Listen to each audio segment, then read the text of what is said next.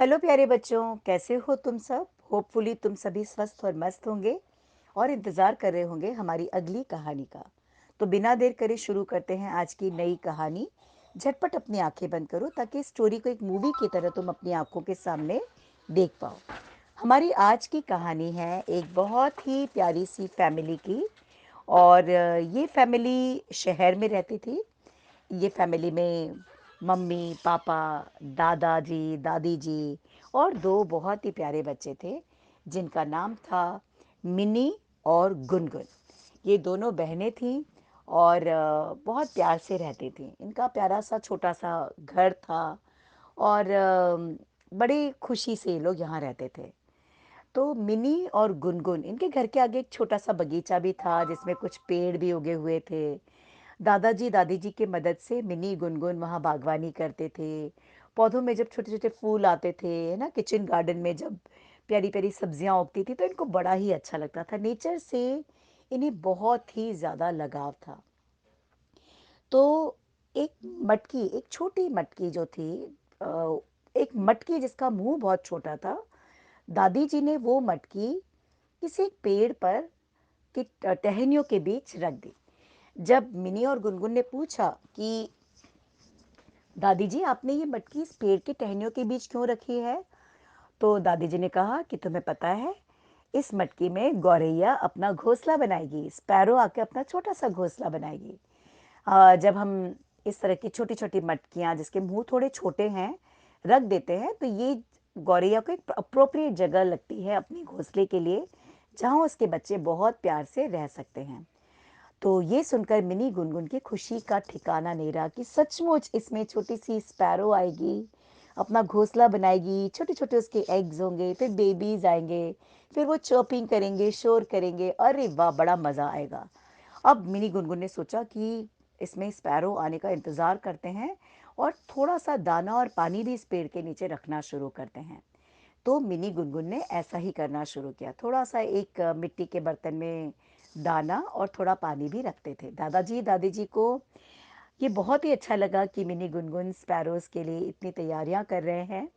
अब मिनी गुनगुन नज़रें बिछाकर इंतज़ार कर रहे थे कि कब एक स्पैरो घोंसला बनाए।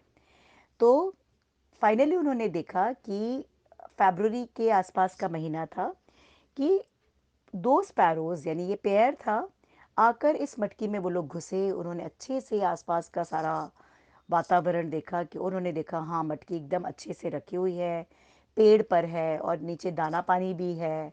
तो स्पैरोज़ ने इस मटकी को चुन लिया कि हम इसी में अपना घोंसला बनाएंगे। अब अ, उन्होंने देखा मिनी गुनगुन जो अक्सर जासूसी करती रहती थी इस मटकी की, उन्होंने देखा कि स्पैरोज़ ने आसपास से कुछ तिनके लाना शुरू कर दिया है, घास के तिनके और इस तरह के तिनके लाकर उसने उन्होंने जमा करना शुरू कर दिया है। वो इतनी खुश थी मिनी गुनगुन जैसे कि खजाना उन्हें मिल गया।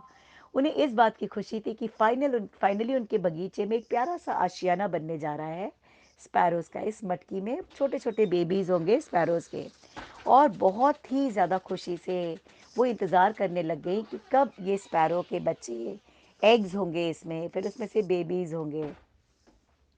और कुछ दिनों बाद उन्होंने देखा कि अब जो फीमेल बर्ड है वो इसमें मटकी के अंदर ही रह रही है, सिर्फ मेल जो स्पैरो है वही आ जा रहा है। तो उन्होंने पूछा कि दादी, अब हमें दूसरी बर्ड नहीं नज़र आती? तो दादी ने कहा उसमें अंडे होंगे और अंडे या तो ममा बर्ड जो हैं वो अंडे दे रही होंगी या अंडों को से रही होंगी। तो अंडों को सेना क्या होता है? मिनी गुनगुन ने पूछा।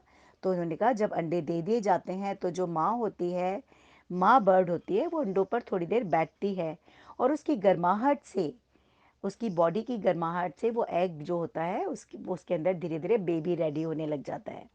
अब तो उन्हें बहुत ही अच्छा लगा कि ये तो बहुत अच्छी चीज़ है, अब बहुत जल्दी बेबीज़ होंगे। एक दिन की बात है, मिनी और गुनगुन ने देखा कि दोनों स्पैरो किसी काम से बाहर जा रही थीं। मे बी कि वो दाना पानी लेने या किसी अर्जेंट काम से गई होंगी। अब मिनी गुनगुन से रहा ही नहीं गया। उन्होंने कहा कि एक स्टूल ले आते हैं, क्योंकि जो मटकी रखी थी वो बहुत ज़्यादा ऊंचाई पे नहीं थी, किसी स्टूल पे चढ़कर उसे उतारा जा सकता था। तो मिनी और गुनगुन एक स्टूल ले आई और स्टूल पर लाकर उन्होंने कहा इस मटकी को देखते हैं निकाल कर कि इसमें एग्स हैं या छोटे छोटे बेबीज़ आ गए। उन्हें बहुत ज़्यादा एक्साइटमेंट हो रही थी और क्यूरियोसिटी के चलते उन्होंने ऐसा करने का सोचा। दादा दादी जी मंदिर गए हुए थे।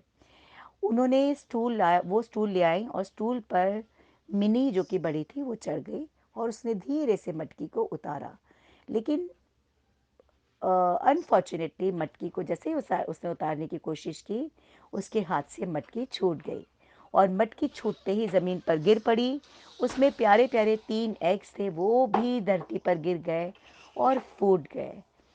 और ये देखकर मिनी और गुनगुन एकदम सकते में आ गए। उन्हें पता ही नहीं चल पाया कि ऐसा क्यों हुआ। वो तो नज़रें बिछाकर स्पैरो के आने का, स्पैरो के घर बनाने का, उसमें अंडे देने का इंतज़ार कर रहे थे। पर ओह! ये क्या हो गया उनके हाथों से? मटकी छूट जाने से न सिर्फ़ उनका घोंसला बिखर गया, पर वो अंडे भी ज़मीन पर गिर पड़े और ऑफ कोर्स जब अंडे गिर गए तो बेबीज़ भी मारे गए। मिनी और गुनगुन की आंखों से आंसू बह निकले। वो बिल्कुल ऐसा करना नहीं चाहते थे। उनका बिल्कुल ये इंटेंशन नहीं था। बस वो सिर्फ देखना चाहते थे कि अंडों में से बेबीज़ आ गए हैं या नहीं। और फिर फाइनली जब ये सब हो गया तो मिनी गुनगुन बहुत ज़ोर ज़ोर से रोने लग गए। उन्हें बहुत पश्चाताप हो रहा था और बहुत दुख हो रहा था। इतने में ही दादा दादी मंदिर से लौट आए।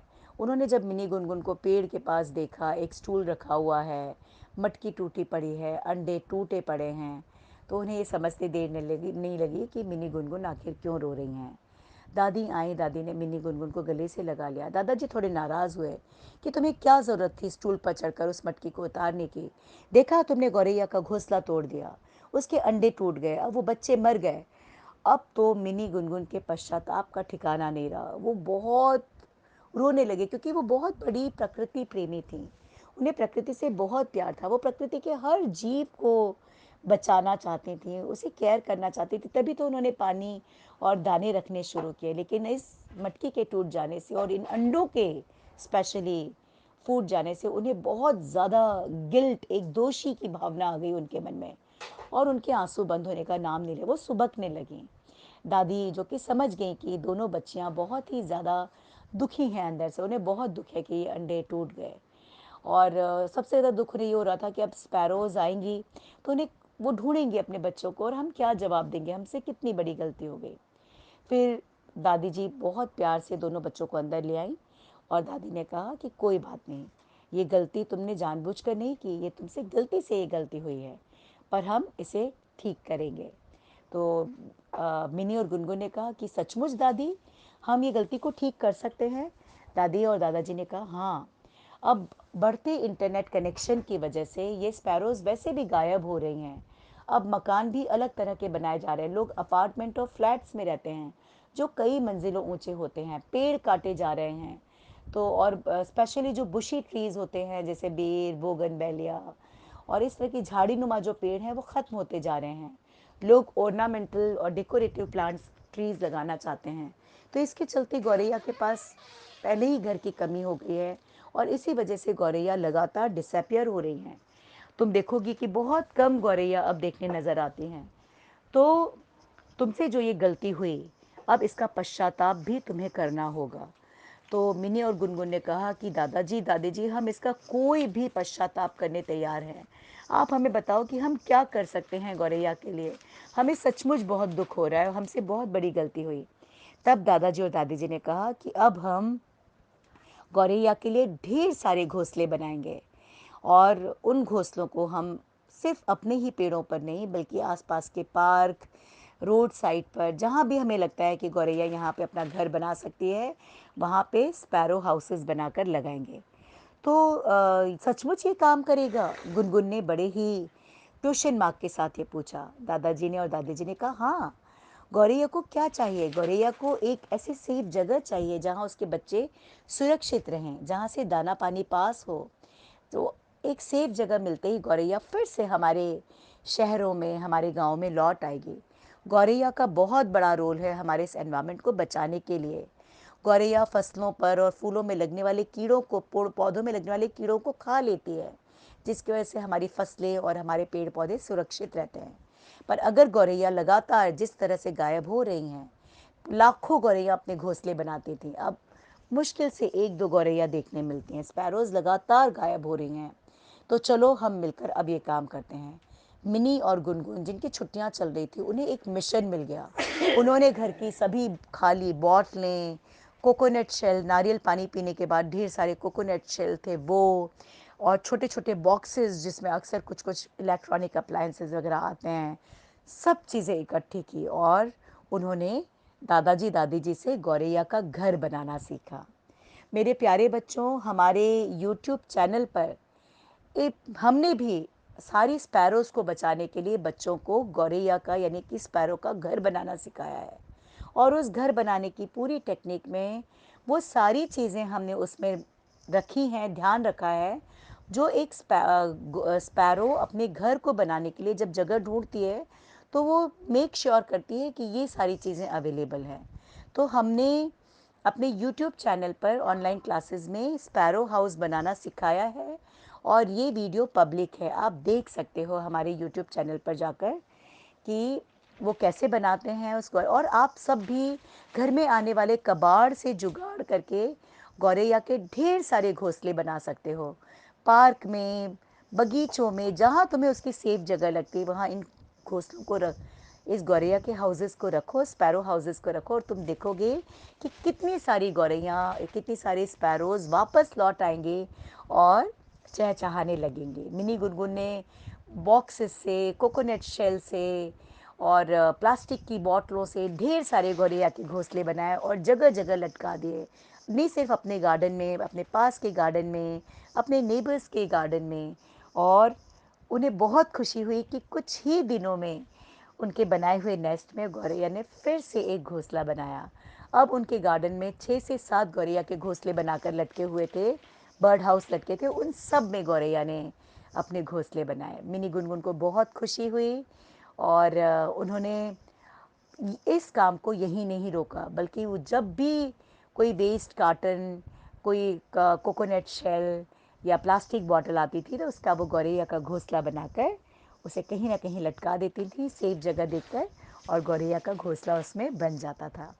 तो इसी तरह से गौरैया के घोंसले बनते गए, गौरैया आती गई और धीरे धीरे जो गौरैया रूठ कर हमारे शहरों से चली गई थी, मिनी गुनगुन दादा दादी के एफर्ट से वापस लौटने लगी। तो इस स्टोरी से हमने ये सीखा कि ये सिर्फ मिनी गुनगुन की ही पहल नहीं होनी चाहिए, हम सभी को इसे सीखना चाहिए, गौरैया का घर बनाना, स्पैरो हाउस बनाना, और उसे बनाकर जगह जगह उसे हमें लटकाना होगा ताकि जो स्पैरोज हमसे रूठ कर चली गई हैं वो वापस लौट आएँ। थोड़ा सा उनके लिए दाना पानी हमें अपनी बालकनी में या अपने घर की में कहीं ऐसी जगह पर जहाँ पे वो आकर उसे खा पी पाएँ, क्योंकि लगातार पेड़ों के कटने से उनके लिए खाना पानी भी अवेलेबल नहीं है। जब हम ये छोटी सी कोशिश करेंगे तो डेफिनेटली स्पैरोज वापस लौट आएंगे और हमारे शहरों में, हमारे घरों में हमारे साथ रहने वाली इस प्यारी स्पैरोज फिर से हमारे साथ होंगी। हम उनकी चर्पिंग सुन पाएंगे और उन्हें बचा पाएंगे। मदर नेचर को बहुत खुशी होगी अगर हम ये करेंगे। तो बच्चों, मेरे यूट्यूब चैनल पर इस वीडियो को ज़रूर देखना, स्पैरो हाउसेस बनाना और उसे दो लोगों को गिफ्ट करना, जगह जहाँ भी सही दिखे लगाना, और ये एनवायरनमेंट की एक बहुत बड़ी हेल्प होगी। तो होपफुली ये स्टोरी तुम्हें पसंद आई होगी। इस स्टोरी के साथ मैं स्पैरो हाउस का लिंक, जो वीडियो है उसका लिंक भी शेयर करूँगी, जिसे क्लिक करते ही तुम उस वीडियो तक पहुँच जाओगे। तो इस स्टोरी को, इस लिंक को, है ना, स्पैरो हाउस बनाने के इस लिंक को, अपने वीडियो को अपने friends, relatives, neighbours, cousin, school friends सबके साथ शेयर करना। हमारे चैनल को झटपट सब्सक्राइब कर लेना, बेल आइकन को हिट कर देना। मिलते हैं कल फिर से एक नई स्टोरी के साथ, तब तक के लिए ढेर सारे ब्लेसिंग्स के साथ। Good night, take care, bye bye.